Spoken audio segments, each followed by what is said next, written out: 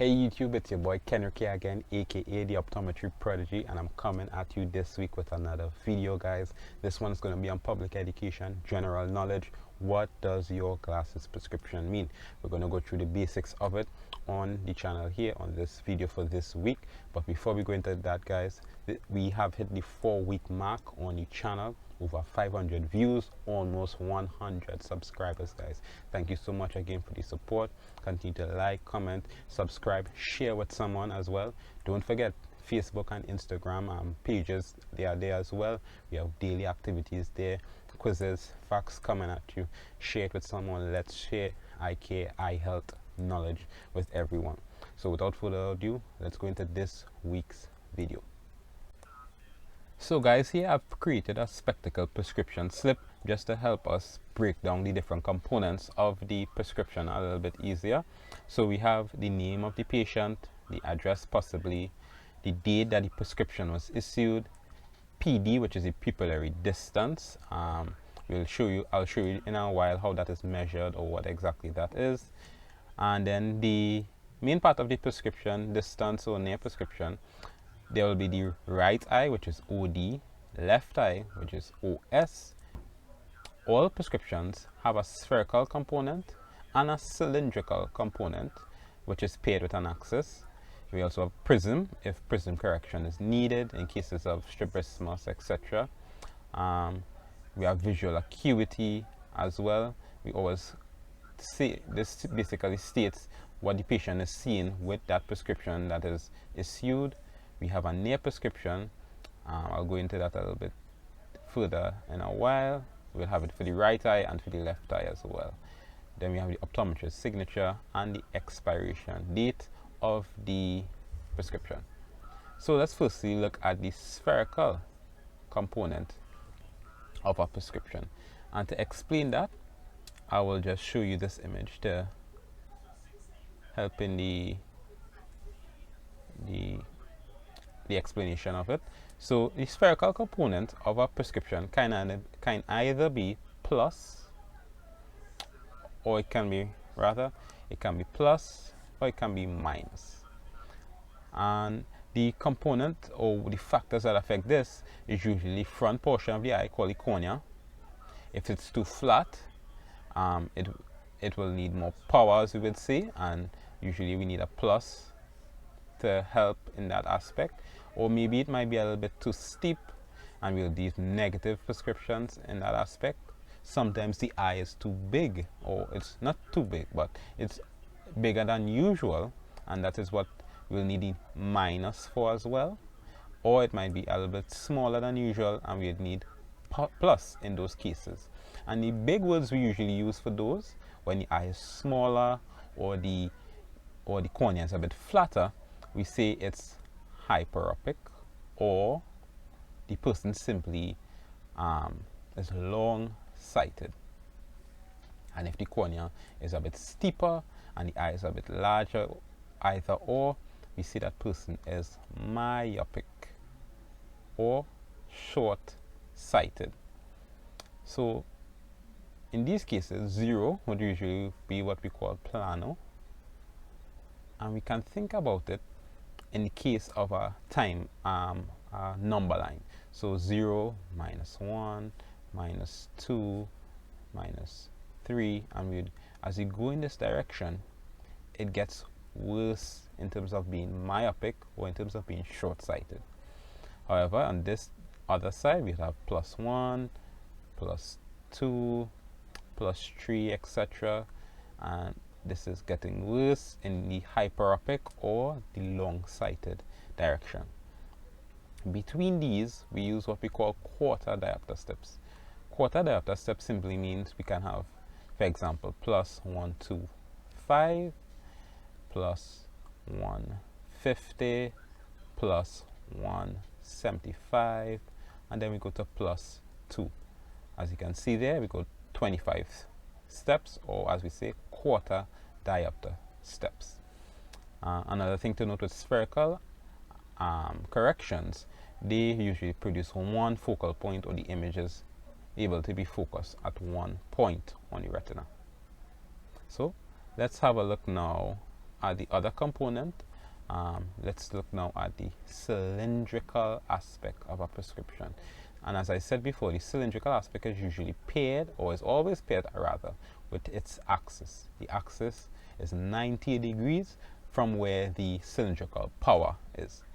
So let's look now at an example, or rather the diagram, to help explain that. The spherical component that we just looked at, the cornea was more uniform or more round. However, in this case, we have an elongated or an oval cornea. This can be on any axis, any angle, any plane or meridian. That's just different words for saying axis, and it's just simply long on one side, and we call that astigmatism. I'll go into astigmatism in a more deeper context in another video. So for the sake of this video, just keep it at that. And for optometrists, we usually use minus sign conventions for cylindrical power. However, in ophthalmologist cases, they usually use plus cylindrical power in their field. Once again, as we saw before, the spherical components, they produced one focal point.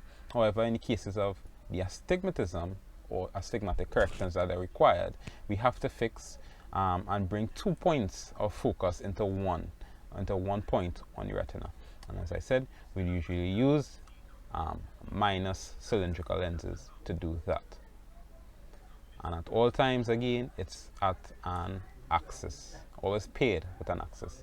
We can also have prism corrections. Prism in terms of if the person is seeing double vision, or they need to correct vision from a strabismus or a squint, or the kooky eye, as we had said. If you're not sure what I'm speaking about, you can go have a look at my video that I did week before on strabismus or squint or kooky eye, as we would call it. We can have corrections for that. And then we have the visual acuity. Visual acuity, as we know, you would hear about 20/20, 20/25, etc. These are the visual acuity. It's basically how we measure how well the person is seeing with or without the prescriptions that we have given them. We usually call it Snellen acuity. There are different forms or conversions that we can have. The UK system, they use a different metric. In terms, they usually say 6/6, etc. And then we have logma and all these different forms. But visual acuity will stick with the 20/20 for now, for you to understand that aspect. Now we also have a near prescription that we have to correct at times. And near prescriptions are usually for what we call the presbyopic patients. Presbyopic, we'll also go into that in another video in a deeper context. However, for this one, it simply means, problem seeing at near. And you usually see this in patients around mid-40s or early 40s. It may start to creep in where you need that help to see that image close up. You would need what we call a near ad or near prescription. That's part of the prescriptions there as well. It only fits in, however, to the spherical part of the prescription, so it doesn't have cylindrical or axis or prisms in that. We just simply stick to spherical near ads. Then you have, as I said, the optometrist signature there, and the expiration date. The expiration date is another important part of the prescription slip, because if I did an eye examination today and I was issued a prescription today, 3-4 years down the line, my prescription would change. It wouldn't be the same as it was today most of the time. Some people, it may remain the same, but in most cases it will change. So the expiration date, we tend to put that because the prescription does expire. You won't need the same exact prescription again. And now let's go back to what we call the PD, or as I said before rather, the pupillary distance. And as you can see, image here of the eyes. Let me just write that out for you. Pupillary distance, or simply PD. And the PD is the distance between the pupils of the eye. So the pupil is that dark center spot at the center of the eyes. Yeah. So I've circled it there in this case, and we measure the distance between both of them. We can have a distance PD and a near PD as well. So distance, they are focused on something far off, and near, focus on something a bit closer. And another part or another way we can measure, we can use what we call the limbal area here, where the white meets the black. We can measure it there and measure it here and get that distance. Another way we can use is the other side of the limbus, the other side. So from the inside here to the outside here. If we go on the inside this side, we have to go on the outside on this side. Or we can just simply use the center of the pupils. So that's pupillary distance, and that's the value that you would see in the PD area. So let's now look at some examples to help us put together all these different components that I just mentioned. So we have Messiah Jones, we have the person's address, the date, PD, 68 millimeters for distance and 65 millimeters for near. And the distance prescription for the right eye, we have plus 250. You can have diopter sphere, simply means the power of the prescription, diopter sphere. And we have no cylindrical component, therefore no axis as well. And this person doesn't need a prism correction. And they are seeing great, they are seeing 20/20 with that. And how about the left eye? Plus 2 again, diopter sphere, no cylindrical, no axis therefore, and doesn't need a prism correction there. He's also seeing great with that 20/20. And here we also leave here blank because the person doesn't need an near prescription. And we place N5 here. N5 is just simply another notation for near visual acuities. It's called also Roman test type, but I won't go too deep in that, but it simply means the same as 20/20. It's just a different conversion. And as we go N5, N6, N10, N8, however, going upwards, that will simply mean that the person's vision is getting worse in that scenario. We will also see an example to explain that as well. Let's look at another one. Mabel, address, date again, PD. However, in this case, no spherical component. We have a cylindrical component, the axis, no prism, visual acuity. Here again, no spherical component, cylindrical component is there, axis, no prism, visual acuity. And she's seen 20/20 pretty well with that.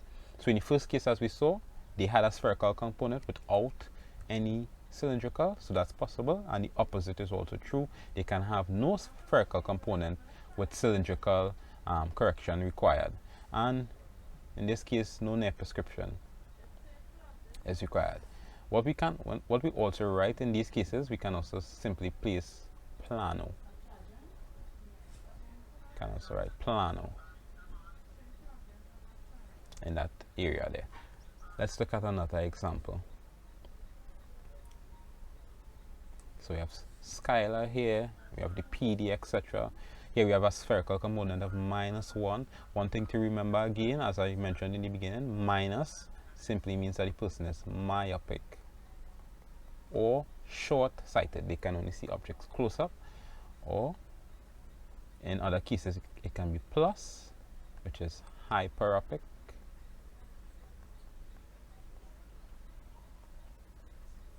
And as I said before, hyperopic, positive. In this case, we are dealing with the minus, which is myopic. They have a cylindrical with the axis always paired together. Once you have a cylindrical, you will always have an axis. No prisms here.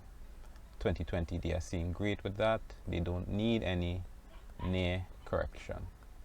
And they are seeing good. N5, 20/20. In other words. So in this case, we see a mix of both spherical and cylindrical components. Let's have a look now at one more example here. So we have a patient again, plus 150. So this person is hyperopic, as I explained before. It's a plus, hyperopic. There's a cylindrical component. There's an axis, no prism correction needed, but they are seeing 20/25. So it's not perfect, but it's the best correction we can give them with lenses. We have a left eye now, +2, hyperopic as well, -175 and 85. Always paired with an axis, no prism power here, 20/30. So best corrected again.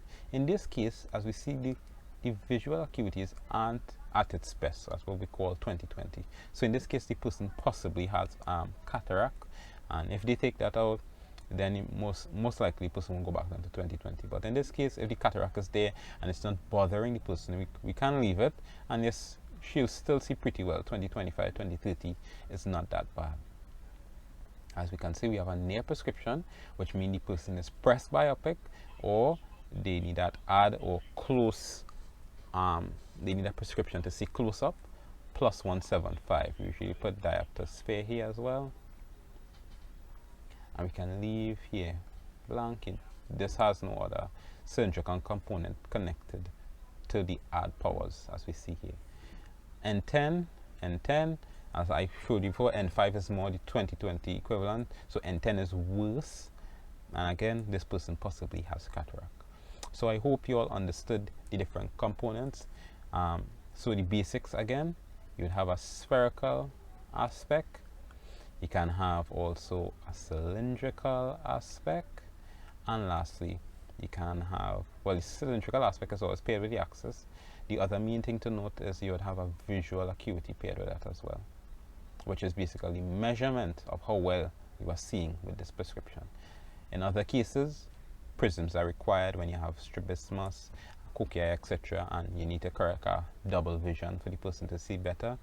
That is required.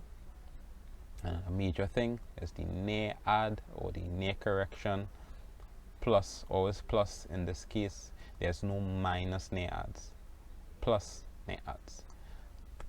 That's it, guys, for this week's video. Thank you so much for watching. If you have learned anything, don't forget to leave a fact down below that you learned through the video today.